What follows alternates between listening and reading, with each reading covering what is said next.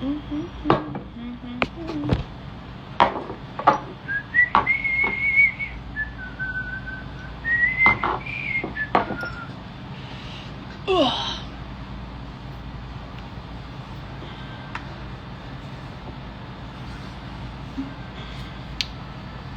everybody.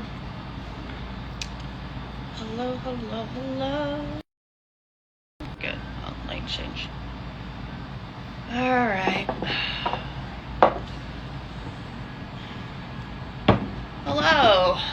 So if you guys don't know, in about 5 minutes, we're going to talk to Jesse Parker from Doc Swinson. We'll be going over a couple different parts of his lines and his inspirations and things of that nature. So hope you guys all enjoy. And we'll get everything sorted in a couple minutes. Yes, it does feel weird talking about this, Layla, when you're in the room. I feel very odd. Every time Caroline messages me, the very first thing I say back to her is, "You give birth yet?" Is that baby out? Is that baby gone? She said, "You're hot." I said, "So are you." "You give birth yet?" She's like, she's probably so annoyed. She's like, shut up. She's like, you'll know when it happens. It's coming on the 10th. She's getting induced the same day that I go to Gaga. She's like, it's not going to take 2 days. I said, to be induced, yeah, they have to dilate you and everything. It takes a long fucking time. Yeah, because you're not ready, you're not ready. I would never. I would just wait till the baby comes out. Like, I don't ever want to be induced. That's just weird. Let the baby come out when it comes to. Well, I think it becomes. If it's just chilling, like she said, her cervix is nice and tight. I'm like, yeah, it's not ready. Like, you know. Right. But it's still good, like 2 weeks away. True.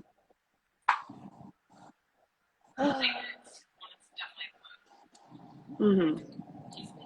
Yes.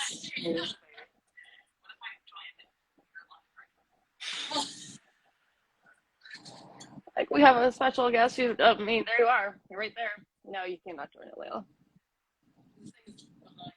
What? Is it? Well, that's good to know, because I never really know how this works. Like, how much. That's funny. Ugh. That's strange. Well, we're just gonna sit here and wait. Guess I should just leave the bottle right there.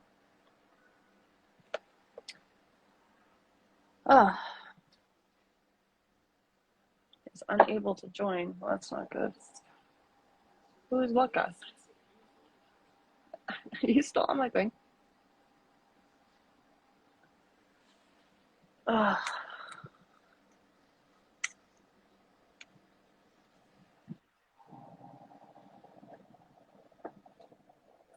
What's happening? I don't really know what's happening.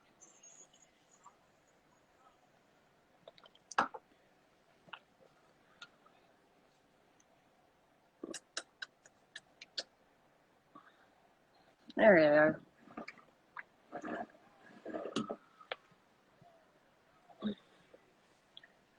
Do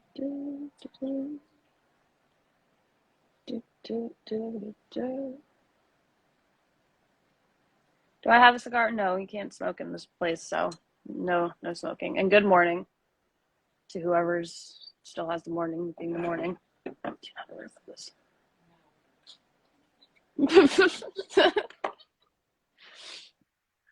Hi, Tom. So, okay, well, we're still waiting. Let me text this guy. Who's that? Oh, no.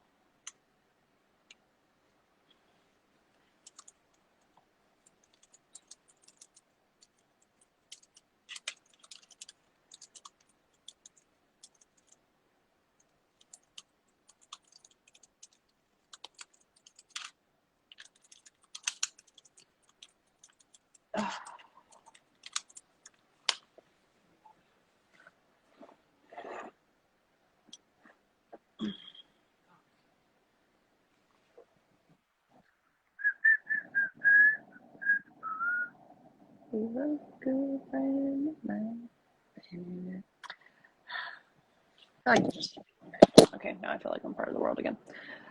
Oh, there you are. Hey, Mackenzie. Sorry about that. Instagram kept kicking me off onto my private one, so I was like, "Hey, why isn't this joining?" Mm-hmm. Well, good. At least it's all sorted, and hopefully the internet's good on both of our sides. I know you I said hope that so. side, yeah, because you're on Wi-Fi too, aren't you? Yeah, I'm on Wi-Fi. I'm in my little podcast room here at Doc Swinson's warehouse, where all the barrels are. Yeah, you got a cool background. Mine's just a white background. It's just Hey, a you're on vacation, right? I am, hence the bathing suit. I figure I put a jacket on so I could look professional to some degree. I literally couldn't have told that it was a bathing suit, to be honest. So Yeah, you did great. You did great. thank you, thank you. It's all about the making right choices, right? Thinking of right choices, I started with the alter ego rye, That's a which great choice to start with. Wow. and now I'm Most kind people of try and do bourbon. wondering if I should have done the smoke on the water first. But we're gonna get into everything, so it doesn't really No, matter. honestly, choose smoke on water last if you could, only because it's smoky, it'll make everything else kind of taste like that. So I would Okay. put that one at the end if you could. Yeah. It's like for smoking a cigar. I imagine somewhere similar. It just stays with your palate for a long time. Yeah, and it's like a what do we call it? Like ghosting. Got a ghost effect. It's like Oh yeah, lingers. totally. Yeah, smoke Hmm. and water does. I mean, if you've ever had some good peated scotch, it'll do that to you.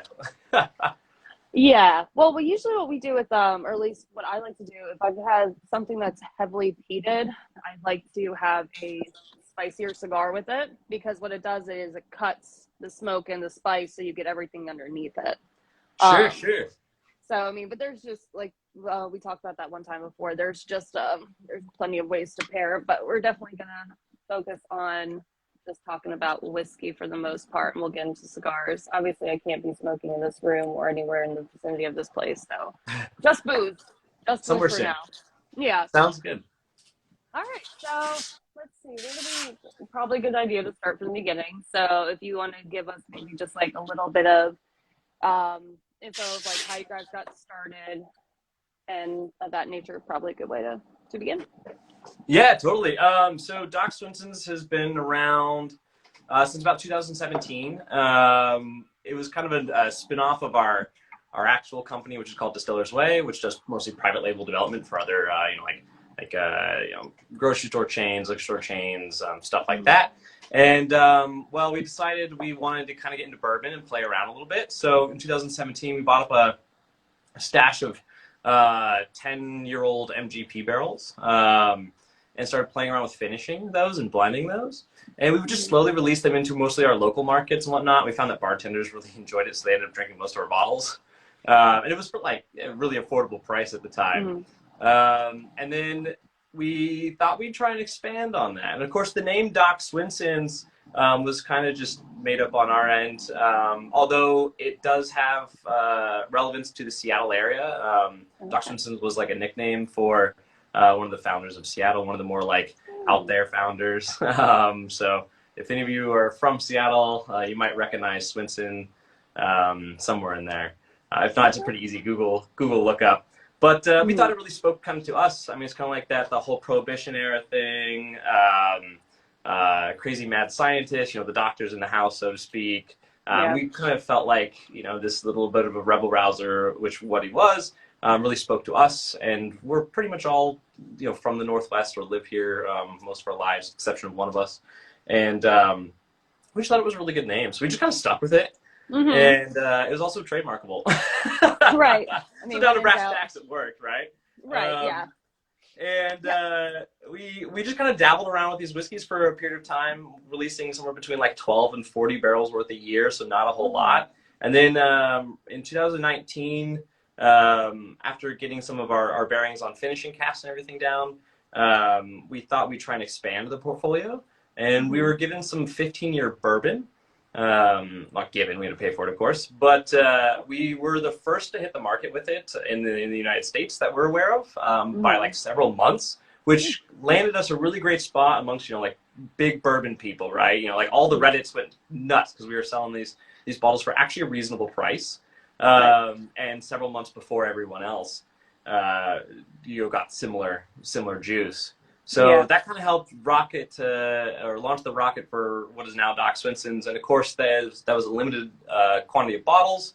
So we had to follow it up with something, and that's where those previous, 3 years, 3.5 years or so worth of experimentation actually really paid off, and that's where we developed triple cask and the Solera method, which is the one we're drinking right now, to follow it up. And so far, it's been pretty successful. So. Well, what I really like about the fact that, the way that you guys started, like the advantages of having that, like being in the whiskey prior to doing your own collections and stuff, because you kind of get a bearing on what people are interested in a way that, some other companies probably don't. Yep. So you got kind of your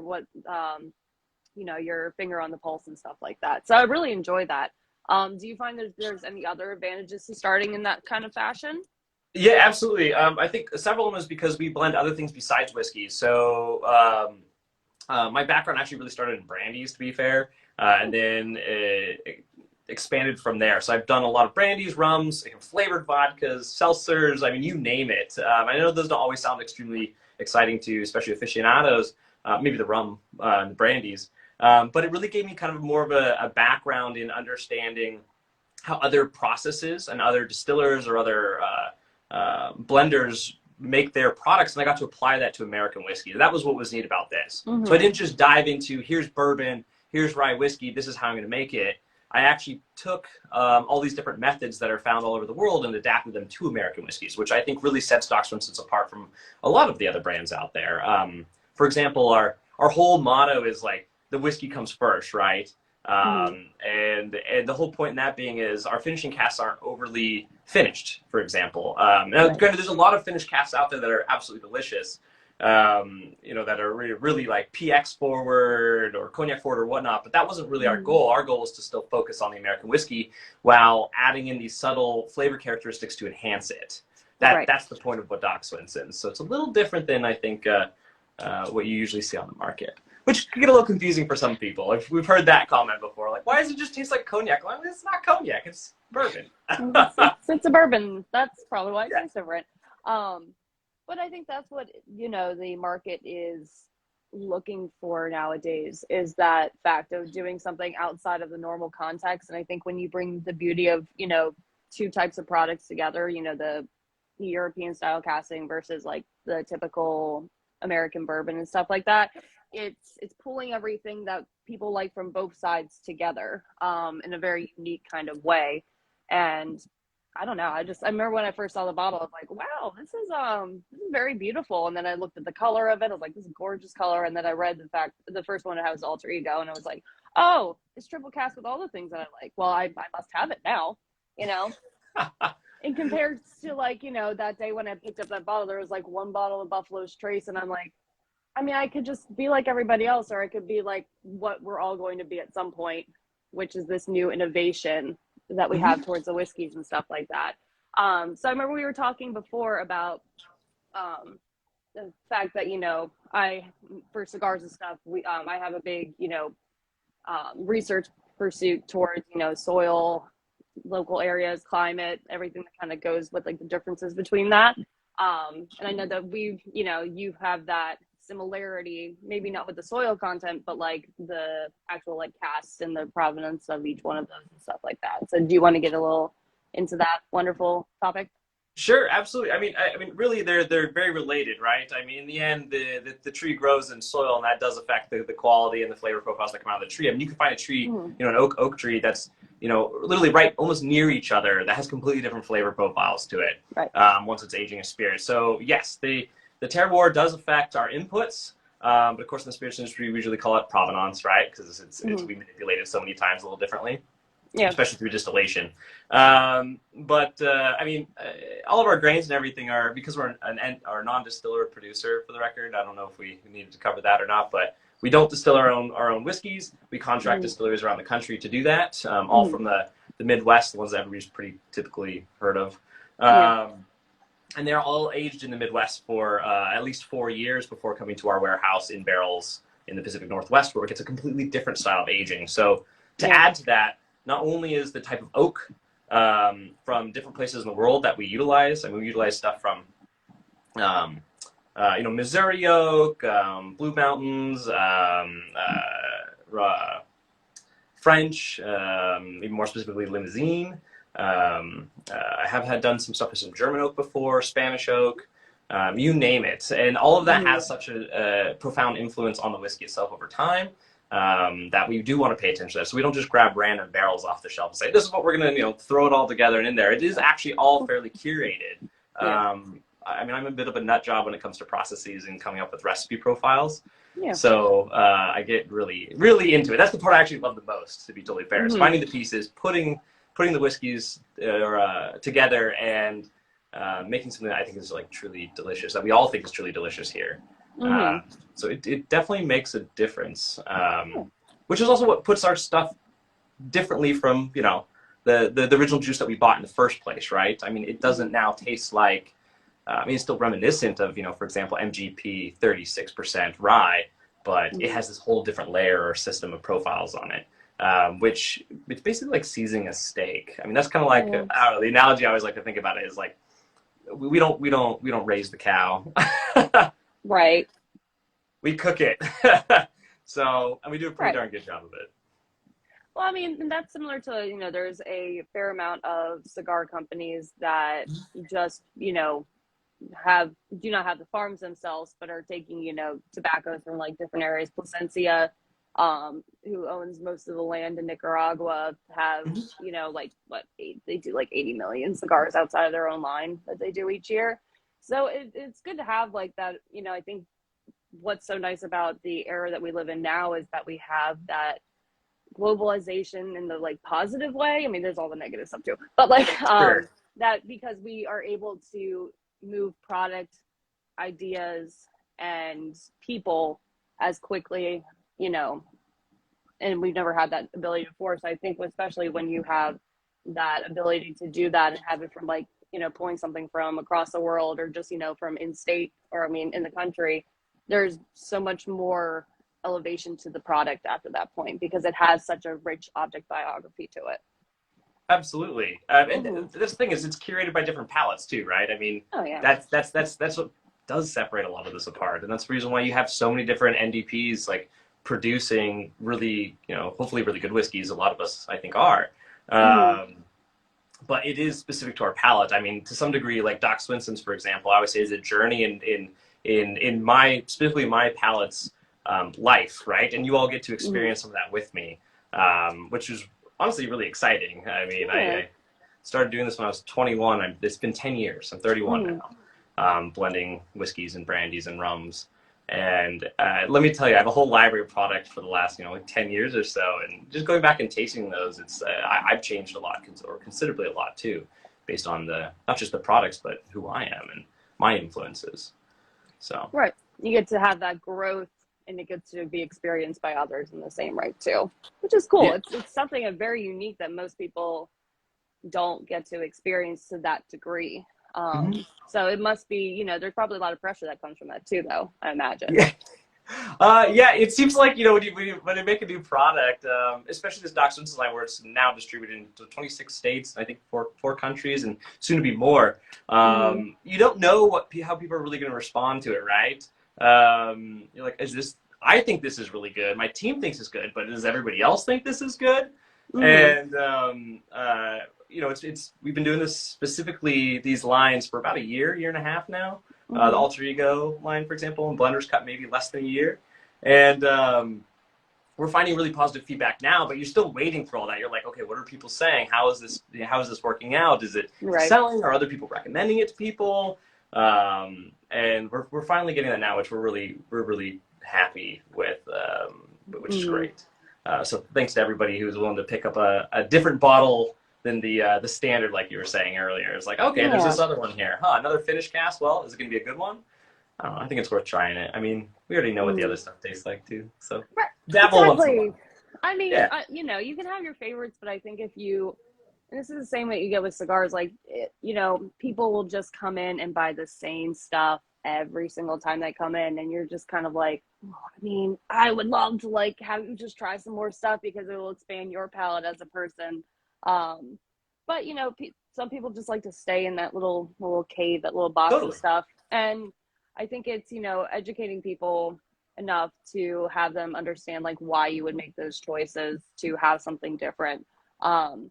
You know, I think what's nice about the collections that you guys have so far is the fact that there is a continuity by like the certain choices that are made. I mean, you got the rum cast, the cognac, and the sherry, which is kind of like throughout the whole collection, but it's presented in different ways, which I think is incredibly hard to achieve.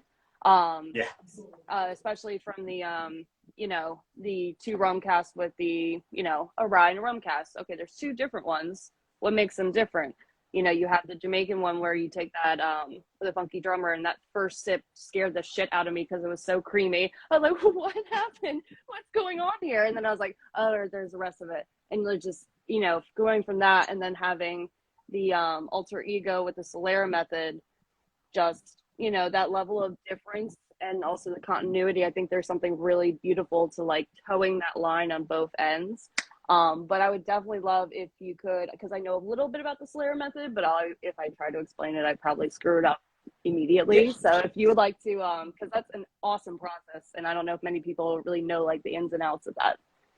Yeah, yeah. So, I mean, there's a few things. Actually, there's a couple segues I feel like in that last statement that you said that's perfect for what we're moving into. But in general, so a Solera, the neat thing is there are a few people in the United States that are doing Soleras for American whiskeys or rums or other products too, which is really wonderful. I don't know that many that are doing more what we call a traditional Solera. Which is actually utilizing a number of different casks. So most of the ones I found will use like big fooders, which we use here as well for marrying, big marrying vats. You could like park a car in them, and big oak vats. And what they'll do is they'll just keep topping them off with more of the last batch, which is you know, in theory a version of Solera and oftentimes incorporated into traditional Solera methods throughout the rum world as well. But we wanted to focus on a more traditional style Solera that you would find, for example, in Spain in sherry. And that's where the inspiration really came from. So what we have is, it's actually represented by these barrels right behind me here. This was essentially my original Solera. This one's just empty for show right now because we have a teeny little door to put these barrels through. But actually, just over that direction, outside of this office, there are these racks that go up to about 24 feet off the ground. And they have six layers on them. And what we do is, and it's 154 barrels for the record, the whole Solera currently. All 53 gallons. They were previously bourbon barrels. In fact, they were the very bourbon barrels that we dump here ourselves. That we blend different rums, 4 different nationalities rums, finished in 3 other types of casks. Yeah, I know. I'm a little bit crazy, so it's a really complex thing to explain. Honestly, you're saying all this, and I'm like, this is exactly how I describe my cooking, which is like completely unnecessary but absolutely delicious. Yep. Like, well, that's the result. This is the result. It's like the attention to detail and the energy that you put into it, you reap out of it later. So setting it up is a total nightmare. It's very capital and labor intensive, but what comes out of it in the end is absolutely epic. So to, I guess, make this a little bit more simple, you have a pyramid. That's a great way to explain it. So just like maybe right behind me. The very top of it is where you put your youngest product. So, for example, rye whiskey. Let's just leave it at that. And you pull from the very bottom of the pyramid a small portion, maybe 20% or so from each cask. You blend that together and you bottle it. That gives you a little bit of consistency and complexity from multiple casks, right? You're basically making a small batch. But you never empty the bottom barrels. And then what you do is you replace what you took out of those bottom barrels with the layer above it, the same quantity of liquid to fill the bottom ones. And you repeat that process all the way to the top. So the idea is it's forever aging, unlimited aging, right? Until you dismantle the thing, if you ever do. Yeah. And then there's newer product going at the top. So the newer whiskey is being influenced by the older whiskey in each layer. So you have this grand mix that essentially spans time. Definitely, of older product and continually getting older product with younger product that's also aging through this process. And it was commonly employed to create consistency and complexity in much of the sherry industry, which is a really great thing to be able to do because blending individual barrels is awesome. We do that too, but it's also incredibly time-consuming and laborious. Not that this isn't, trust me, it is. But we wanted to use this system found in sherry and apply it to American rye whiskeys. Mm-hmm. And specifically in our case, we have another layer at which, in order to get the rum involved in this process, we age our own rums here, anywhere from, looking at the youngest, I think, being 1 year up to 9.5, almost 10 years now, from Trinidad, St. Croix, Jamaica, and Venezuela. And so I age all those separately here. So some of them are partly done in the Caribbean and Central and South America as well.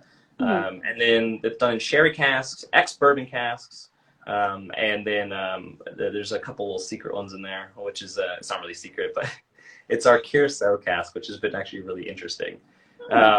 So I blend all those rums together and we put them in the bourbon barrels we just dumped for blender's cut. So all this is interlaced with each other. Yeah. One goes in and then, yeah, and that seasons those casks with quite a lot of rum. Then we take that rum out, of course, and then we put our youngest blend of rye whiskey, which is, at this rate, it's almost 6 years old now, actually, that's going into it. So that'll be the youngest that's been going into the Solera recently. Yeah. And the Solera is approximately 1.5 years now. So we're looking at like a good 6 to 7 year old rye on average, right? Somewhere in there. And that youngest rye goes into those rum casks and then eventually cycles into the Solera system to continue to mature and build complexities until we go and bottle it.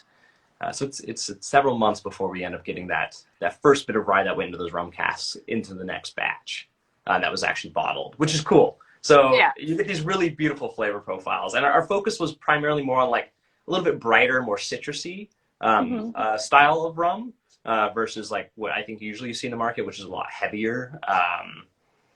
So, for example, ours versus, I don't know, pick up another similar brand like Angel's Envy or something like that. And they're both good in their own ways, but they're totally different. Right. Yeah. Totally different.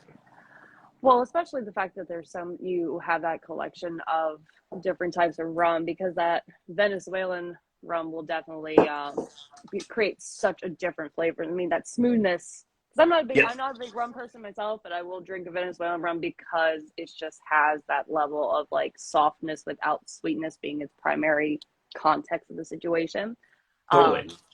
And so, I mean, yeah, the whole methodology, and I mean, it's like building a collective knowledge for the flavor profile, for the whiskey itself, because you're creating something and then it's being, matured into something else and something else and something else. I don't know why, but I just think there's something really amazing to that ability to have such complexity, even though it is a lot of work, but it's totally worth it at the end of the day. Yeah, I mean, we absolutely find this worth it at the end of the day. This one usually takes people by surprise. In fact, it's because it's one that blended two different ryes. It's 95% rye and then the 51% rye mash bills from MGP. You already have more of that corn influence, so it got kind of a little more adjacent to bourbon. And then it goes into those freshly dumped bourbon casks that had rum in them for a period of time too. So it actually is a really good gateway rye for people who don't like ryes, as well as somebody who really loves ryes. We find that we've gotten quite a few like Bourbon Society and stuff when we do tastings. People be like, I hate rye. Like, and people are like, yeah, they're right. They don't really like it at all. And then they'll try this one and be like, all right, this is pretty good. So that's really cool. And one of my big goals, I love rye whiskey. And one of my big goals is to get more people into products that they might not normally pick off the shelf because of, the general connotation to it. Or just because maybe they don't like something super spicy. This is a little different. So. Well, yeah, and I am definitely not. I'm a Scotch drinker first and foremost, but and then I've been trying to get bourbons, and I was like, I don't remember the last time I actually bought a rye. So when I went to pick up this one, I was like, okay, this is the one that I would bring into the shop, and people would be like, oh, no, ryes. I'm like, shut up, just drink this one though. Like this, it's a good tool to show what you can do with something that most people just believe that there's a certain context to it. Like, this is what this is. I'm like, well, unless you do something different, and then you've got a whole other method. And I mean, the color on this is just beautiful. Yeah. You can get that in the light. Yeah, look at that. Yeah, thank you. So, I mean, so actually, while I'm looking at the bottle, one of my favorite things is, like we talked about before, is the bottle when ready concept. I find that to be just like you were saying, trying to like get people to like, okay, well, you don't like rye, but like try something that's gonna like, give you a new impression of the situation. I think there's something very wonderful about having that context of bottled and ready, because us as whiskey drinkers, we always just have this assumption that because something has been aged for like 12 years, 18 years, that it's going to be the best bottle in the world. Where if you take away just even that notion, it would probably let people be a lot more open about the choices they're going to make. So there's something very liberating about not having a certain date or time or, context to that, because people are just fall so in suit with that kind of mentality. So I think this is so refreshing. Yeah, thank you. Absolutely. I mean, part of it was an issue with the TTB a long time ago with finishing cash. You couldn't put age statements on them. Mm-hmm. And so we couldn't do it anyways. But we're pretty open on our website too. So if you're ever curious what like the nuts and bolts are of our products, just go to docswhiskey.com and you can like go into the library section and totally geek out on it. But thanks for appreciating the bottle when ready sticker, because that does mean a lot to us. It's not just a label-y marketing sales gimmick. We truly only bottle it if the batches we think are approved and good, like really good. So, for example, leading back into what you said before I talked about the Solera, was we have two different rye whiskeys that are finished in rum casks, and we achieved something that they actually are different. They aren't the same. And that was a little bit of a fear of ours at first, was, are these going to be too similar? Well, of course, I mean, they're really not at all. They're not vividly different directions. And that was exactly the point. So you're really affirming that for me. So thank you, first of all, because we haven't even put it on the market yet. It just got bottled last week. So, and two, to put it into more perspective, about 7 or 8 months ago, we were going to release Funky Drummer, the first batch we ever made. And we all sat down, we're tasting it, and we were thinking it just wasn't quite where we wanted it to be. So we actually held the batch back, and I restarted. And the new batch is what's coming out in the market is much more in line with what we were looking for. So just for that being said, is we didn't release it because we didn't really think it fit our profile, what we were looking for. So therefore, it was not ready to be bottled. So we stuck it aside. So we really will kick aside batches that we don't think are in line with our belief. So that's, I think, really important for us too. Yeah. Is making sure we share what we like, that we hope all you would like too. Well, I think that's a level of commitment to your team, to yourself, and to the people who are going to be drinking your whiskey. Because I mean, it's capitalism.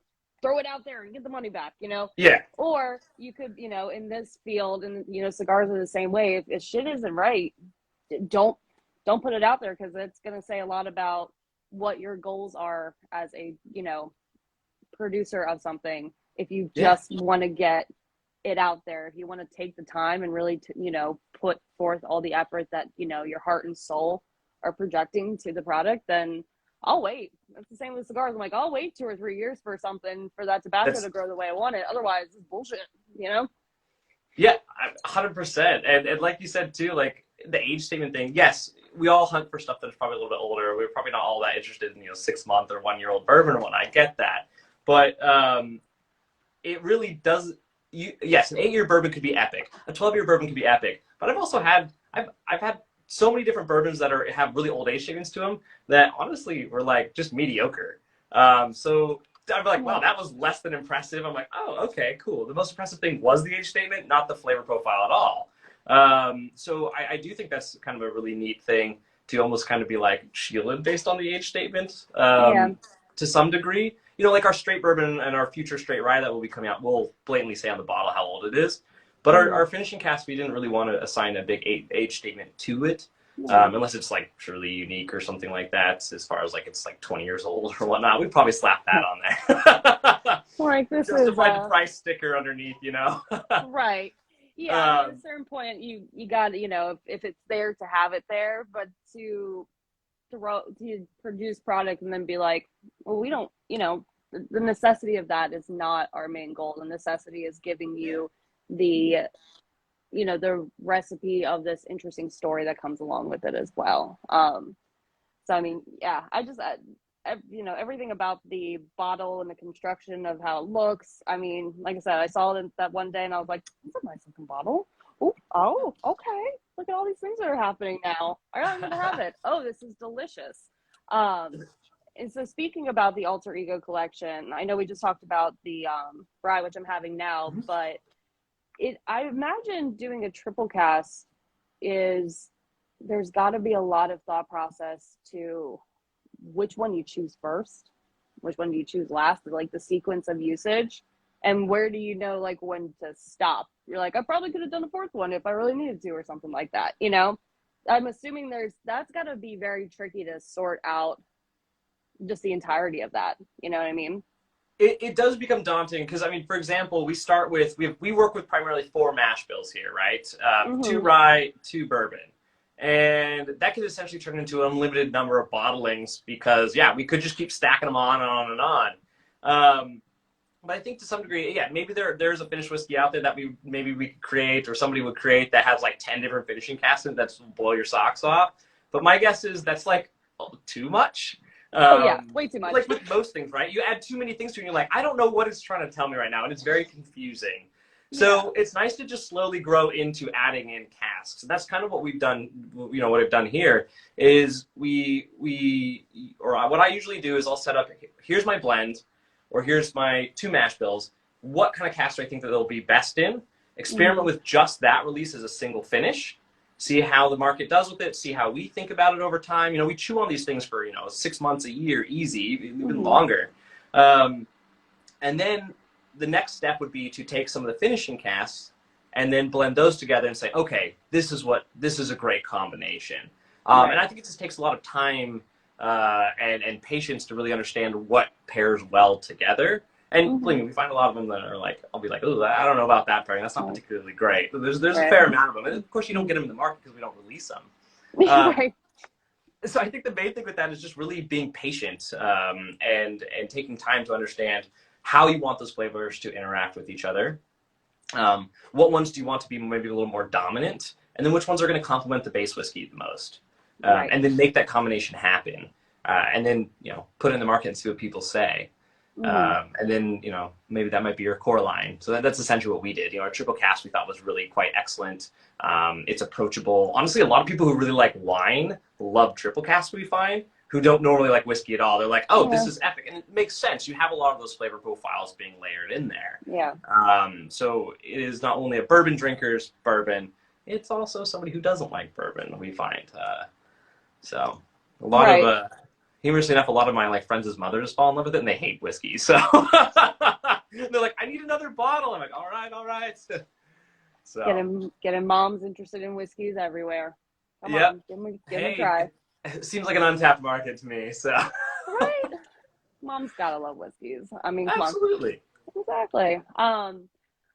So out of which cast do you guys start with first for that one? Okay, so I think I'm understanding the question a little bit more. I'm picking up that. Do you think I'm taking the bourbon and aging it one cast and taking it out and aging it the next cast? I kind of don't know what I'm asking. I think I'm kind of just curious about the process and like, you know, when you cook and stuff like that, there's like, say you're cooking something, you want to kind of put your base flavor that you know is going to sit like on the palate first, and then doing that, I would like imagine with the Oloroso sherry that like that nuttiness would be something you would kind of like want to present first as like a balancing act to then add the other qualities of like flavors onto them. So that's why I guess I'm trying to figure like how they kind of. So I'll break down how I make triple cask, and then how the evolution of triple cask kind of came. So one, you are totally right. We actually started with Oloroso. That was the first one. So you hit that nail right on the head. So right on. And then we added the PX, the Pedro Jimenez, and then eventually the cognac. So there's been, over the course of years, just nobody knew about us at the time. We have been like releasing like we just called it sherry finish, but it was only Oloroso to start. We did a couple releases of that, slowly added a little bit of Pedro Jimenez, and then eventually the cognac. And how I produce it now is the blend of Blender's Cut, which is our straight bourbon whiskey, a blend of 2 different bourbons, goes into each of those casks individually, and then I blend them together at the end. So they're not going from one cask into another cask into another cask. I actually age them separately and then compile my blend, and then they marry in one of those big oak vats, the big fooders. So they go through, that's where they get their that nice, really like creamy smoothness. That's also where we drop the proof down slowly over a period of time, which helps aid and bring out certain flavor profiles versus just dumping water in it right off the bat. There's a lot of little like techniques you can use to truly improve your product. And so, but that's how we really do that. I don't do a whole lot of like from one finishing cast into another finishing cast and another finishing cast, only because the control side of it is a little bit too wonky. I could see that being a problem. Yeah. Yeah, at least that's what I have found. So it seems to me it's a little bit more versatile. Then I can, to just put it in individual casts and blend them together, because I can adjust those percentages just a little bit to try and keep a little bit more consistency, which is what we try and do with our core line, a little consistency while still focusing the most on what is the best flavor profile out of this batch that we can get. Right. So then otherwise we're a little like thrown into the wind. At least that's what how I have seen it, because I have tried that kind of stuff in the past, and yeah, the results vary far too much. So I wanted to create our core line to be a little more consistent for people. Whereas exploratory cast, that's just a whole other thing, which is fun. Yeah, and that's exactly what I was just about to ask you. I mean, for a good example for like cigars is Warp Cigars by Kyle Gillis. He has this core line of stuff, and then he also has Drop Cigar Club, which he gets to do smaller batches of stuff, which I think helps with the creative process because there's less restrictions on choices, I guess, and the quantity needed. So do you also find that with the exploratory that you get to, those creative juices get to be used? 100%. That's exactly what we do here. The core line is, they're a little bit larger batches. We try and kind of keep some consistency on it so that every time you buy a bottle, you enjoy it. And we think we do a pretty good job of that as well. And the exploratory line is the entire opposite side of that. It's like, here's casts I've never worked with before. Here's some different mash bill combinations that I can work with. Let's see how they interact over the course of, 1 week, 45 days, 6 months, a year, 2 years. I mean, I've got stuff aging in all these different ranges to play with, so that we could better understand what we're working with and how to improve it each time, which is kind of neat. So you get to experiment with us on the exploratory side. You'd be like, oh, well, hey, this release was epic. And maybe if it's even the same finishing cast release, we do it twice at different ages, we could see how people like it, and including ourselves, of course. So that's where it's the book is basically open to experimentation. The batch sizes could range anywhere from 200 bottles all the way up to 1,800 bottles. So not particularly large. Most of our exploratory casts are relatively small, especially one of the ones we'll be trying here tonight as well. That's actually probably one of the smallest exploratory casts I've ever done because it was so out there, the smoke on water. We do the exact same thing, and we don't have to like specifically hit like any relative time frames that we need to release it. It's like, okay, this is truly, we got to take notes and figure out what we're looking for here and release it. I think it's absolutely epic. So I'll pull different barrels at different times too. So nothing set at specific timelines. Even with the core line, to be honest, none of that set at specific timelines. Like the Alter Ego Triple Cask has finishing casts that have been aging upwards of a year, a couple even up to 2 years now in it, in those finishing casks. So anywhere from 45 days to 2 years. It's a whole gamut based on making the best profile that we can. That's the goal. Well, and maintaining that thing is like, it's going to be done when it gets done. If I have a creative moment, there you go.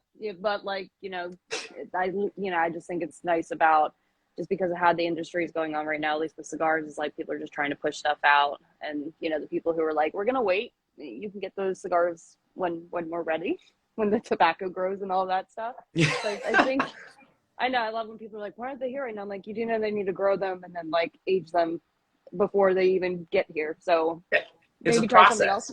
Like, I don't think people like understand that, because, cigars and whiskey, they're luxury items. So they're like, well, I have the money, so like, shouldn't it be immediate? It's like, but the reason you're spending that level of money on that is because it takes all this time and love and culture and care, which is something that I've noticed that the bourbon community, or like the bourbon prices from like 10 years ago were like much more inexpensive. And so like now they're falling into like the Scotch prices.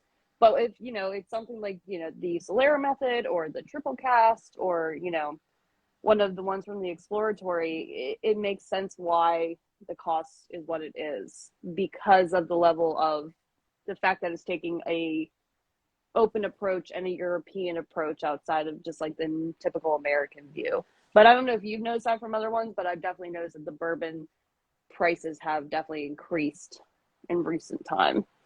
Oh, absolutely. I mean, Yeah. everything's gone up in price in general, but it's been doing that for quite a while. Also, there's American bourbon, I think, really like took off.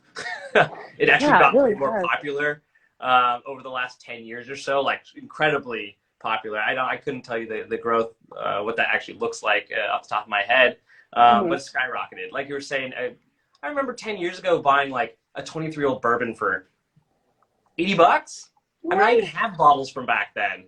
Yeah. I mean, you know, for example, like when Orphan Barrel Co. or when I came out, like I bought a bunch of those bottles when I was like 21 in Kentucky one time, and they were not expensive. And I drank most of them. I was like, ooh, this is great. 20-something-year-old bourbon, 18-year-old bourbon is wonderful. Pappy Van Winkle wasn't even that expensive. And that's not a thing anymore. It just isn't. And to be fair, it's not because, you know, for I can speak at least from my perspective, we're not price gouging you. Our barrel prices have considerably increased from our end too, just because inputs are expensive. I mean, one of our big goals is to make great whiskey that's still also affordable, because in the grand scheme of things, we ourselves would love to be able to afford our own whiskey, even if it's just a treat once in a while, right? I mean, that's important to us. And I mean, I generally know what people pay for barrels around the country, even other producers. I bet you I could take a pretty good guess. And it's up to them to decide what that looks like for cost and what energy they put into it, or extra processes, et cetera. But I can tell you across the board, barrels have considerably increased in price, which definitely drives up overall price. And there's also kind of a shortage of liquid to some degree. So it's been hard even procuring barrels. I used to be able to pick up the phone and get like a whole like Excel spreadsheet of different ages, mash bills, everything. And I would just be like, hey, what do you want? It's on the shelf. You used to be able to like go to the grocery store and buy these barrels basically. And everything doesn't work that way anymore. Maybe it'll change, maybe it won't, but my guess is it might take a long time. It's probably gonna take a long time. I mean, even now we've got you know, there's different cigar companies that use barrels after the fact and stuff like that too. I mean, there's a lot of bourbon barrel aging, but then you just have an excess amount of bourbon barrels because of the process that it takes to make those. But there's the like Cohiba Spectre, which uses a sherry cask for its final aging for its filler tobacco, and that thing's like $127 for a cigar, and you're like, this has become ridiculous. Like, what's going on here? I mean, it's a cool process when you start aging cigars in cask, but I don't think the price actually really like makes much sense for it. But it would be cool, like a Solera method barrel with a cigar, like you can do some aged tobacco in there. That would probably be super dope, like way too delicious. Like, I bet that would be awesome. Yeah, now I got these ideas. Hey, we've got barrels. Yeah, it's true. I'm just gonna be like, I got some tobacco. Here you go. It'd be actually really fun to do stuff like that. I've always wanted to take like a barrel that had tobacco in it and then age whiskey in it to see what kind of flavor profiles would come out on it. So if you happen to know anybody, let me know. Call some people and be like, hey, you should do some of this shit. It's gonna be awesome. It'd be fun. And once again, just adding to the exploratory cast line, you know? I mean, the Smoke on Water is kind of like almost a version of that to some degree. It's like my attempt. Yeah, I had one friend who wanted to do honey with tobacco plants. And I was like, yes, that needs to happen. That would be really neat, actually. Yeah, I mean, love a good set of honey. So what is your favorite whiskey out of your guys' line, would you say? I know they're all babies, but you have to have like at least probably one who's your favorite baby. No favorite babies, honestly, but I think it's contextual for me. So for example, if it's like a nice, like warm, like hot day or something like that, honestly, even at the beach, I'm really into sailing, so this is a bottle I always take with me, is the Alter Ego Rye. Specifically because when it gets warmer, it gets all these beautiful like whiskey lactose, so that really heavy coconut flavor out of it, which is absolutely epic. I know it sounds weird, but you know, don't put it on a rock, leave it, you know, out in the sun for a little bit. It tastes so good. I mean, I'm at the beach. I'm about to pull that shit off right now. I mean, like, Give it a try. Tell me what you think. Tell me I'm crazy. I don't know, but I really enjoyed that one. Plus, it also is a phenomenal like hot toddy or hot spice cider mixer too. Like it's ridiculously good. That's how I got most of my friends into drinking rye whiskey. I mean, I don't have too many friends around my age that are really bourbon aficionados or anything like that. Not here in the Northwest, at least. And I'm like, okay, you got to try this stuff. So I'd find different ways to get them into it. And from then on out, they would like get rid of the other things and just drink the rye. So that's been a really fun experiment, I would say. Yeah. But otherwise, honestly, the triple cask is probably one of my all-time favorites to produce. It takes the most amount of blending and effort on my behalf to produce every single batch, because I do individually go through every single cask and compile them together in order to make the next batch. So that takes a lot of me being involved with the barrels as they come in, checking them, filling them. And I do have help with all the labor and everything, which is great. I've got a great assistant. right. You're just like in a room by yourself. You're like, I can do all this. I did it for the last quite a few years. So I've done it, I've been there, and now I get a little help because there's like hundreds of barrels in our warehouse, hundreds of barrels that are all finishing. And but I go through every single one. It's like when everything shuts down, I wander around our warehouse and taste barrels, take notes on them, and start compiling my blends of that, for the next month when I need to pull them. So I think that speaks a lot to me, and that might be one of my all-time favorites, I guess you could say. Without saying that they're not all beautiful. Right. All my children are beautiful, but that one is particularly beautiful. Like, pretty. And it's, I think, one of the most surprising for people too, especially I think there could be some negative connotation as far as finished whiskeys go, because some people do just check mark the box. I've noticed, they'll be like, oh well, everybody else is doing it, so we'll do it too, and it's like, well, that actually tastes like shit. So. And I don't mean that to like knock anybody, and it's just like there's a lot of people out there that are just doing it for the sake of doing it, and that's kind of that's a little bit sad, because you can make something really good out of it, and we have the proof for it. There's a lot of other groups out there that have proof for really amazing finishing casks, so check them out. You'll be, I think, very much pleasantly surprised, and it's not hard to figure out ones that are really good. Yeah. Yeah, especially the fact. I mean, I don't know. I just. Drinking the whiskey, like especially this rye, I mean, you can tell that the person who's making it really, really loves what they're doing and is really paying attention to it. And like you said, I mean, there's people who are like, okay, well, we did it. It says we did it. We did it. I'm like, yeah, but where did you have did you find the historical love to it, the cultural, emotional, where was all of that? Because you can taste that in a whiskey, you can taste it in a cigar.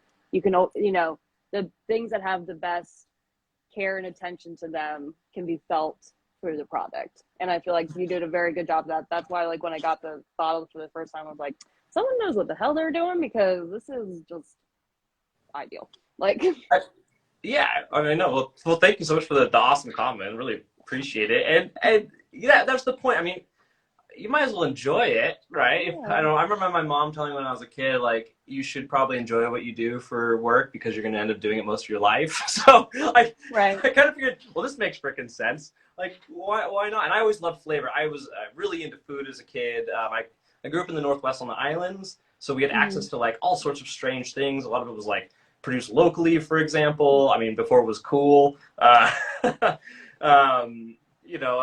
I think all those influences have really impacted how I blend things and want to make products. Is constant experimentation. Like, how do these flavor profiles work together?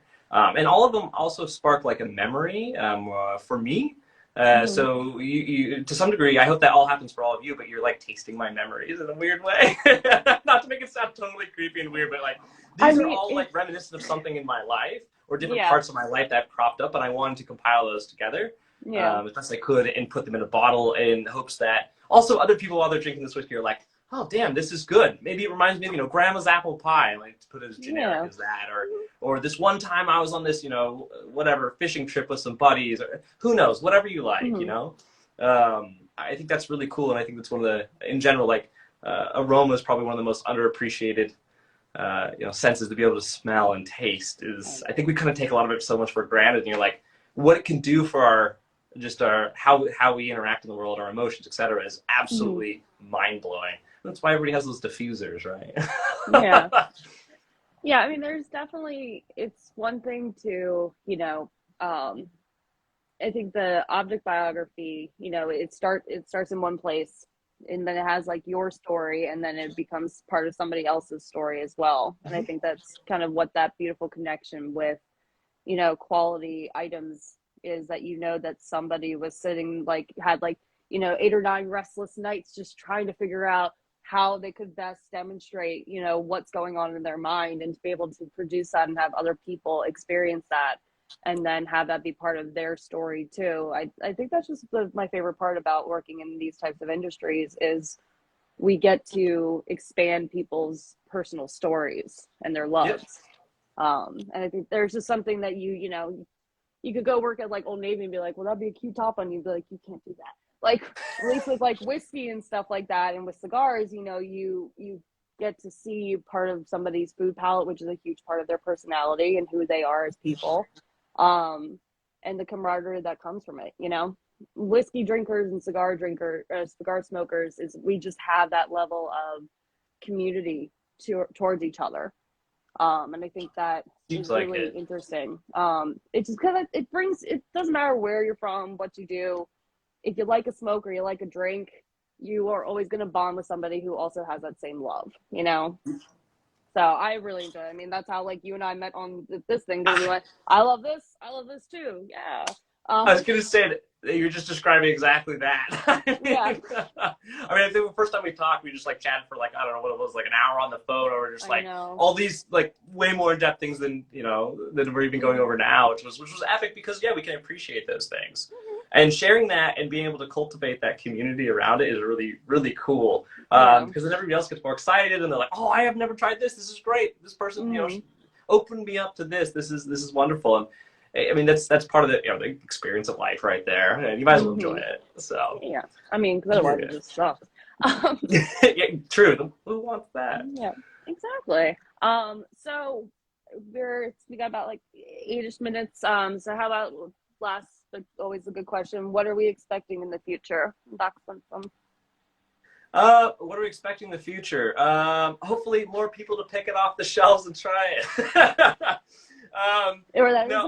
are we expecting? To continue working more towards our exploratory division. So that's something I've been really trying to ramp up for the last year or so, is focus on innovation and creativity, which means, for example, releasing over the next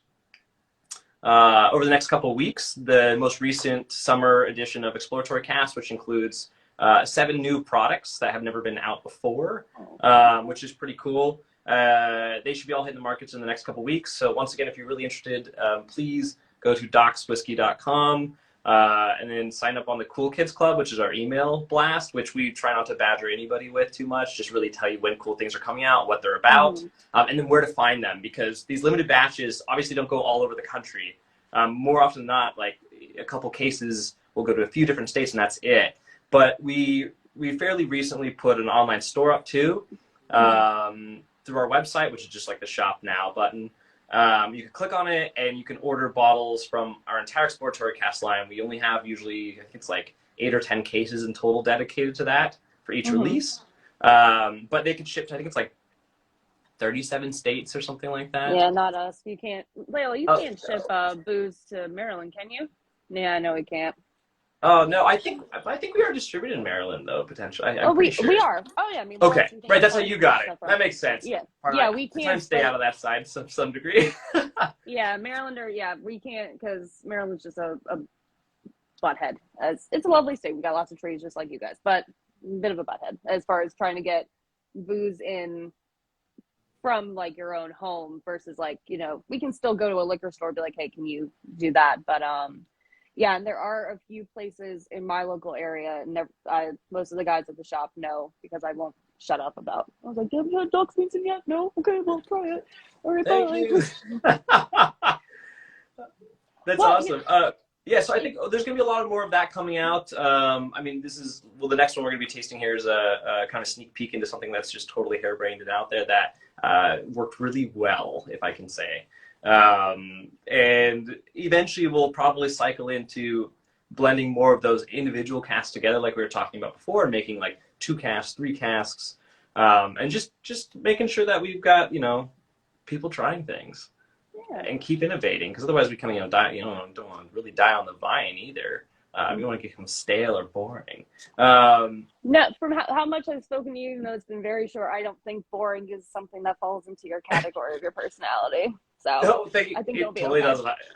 Being bored is not a great thing, and I have a hard time actually ever being bored, which is partly why I got into this. To be fair, is like it's so hands on everything you get to do. I'm like a kid in the candy shop most of the time. So I think that it'll all be reflected in our products as they come out. So. And then another thing, because we're a house of brands, I will throw this little nugget in there. We're a house of brands, so we also develop other products as well. And Doc Swinson is our first baby. We are working on a second one, and it's a tequila, actually. So I'm applying my methods here with the family distillery in Jalisco, in the highlands of Jalisco. And I've been working on it for like 4 years. And maybe in the next 8 months to a year, we'll actually be releasing one, and it will be called Contrapasto. But more of that will come out later, I'm sure. But the whole idea is that we're working together. So I got to work with this other blender in Mexico, and that I've cultivated a great relationship with their family and stuff. And we get to apply Doc Swinson's methods to our tequila, which is pretty sick. That'd be dope as I'll get out. I'm already so excited.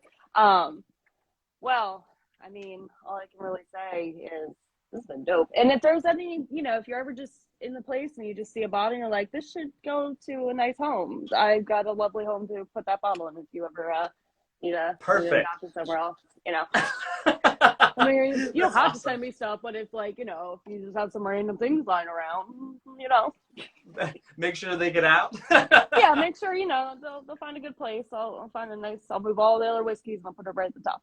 There you go. Awesome. I like the subtle drop. Yeah. I mean, it's perfect. Hey, you gotta ask, right?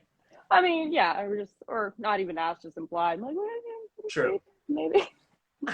Well, it has been an absolute pleasure talking to you. I hopefully, everybody got some cool information and now knows a little bit more. This will go up on my YouTube channel with all the other cigar ones I do, and maybe we'll talk again in the future. Who knows? I think we will. I feel like that'll happen. We've got way too much to talk about still, so. I know. So I believe it. It's gonna happen. Cool. Thanks so much again, Mackenzie. Appreciate being on here. This is awesome. Yeah. All right. I hope you have a good one. Yeah, you too now. Take care. Bye.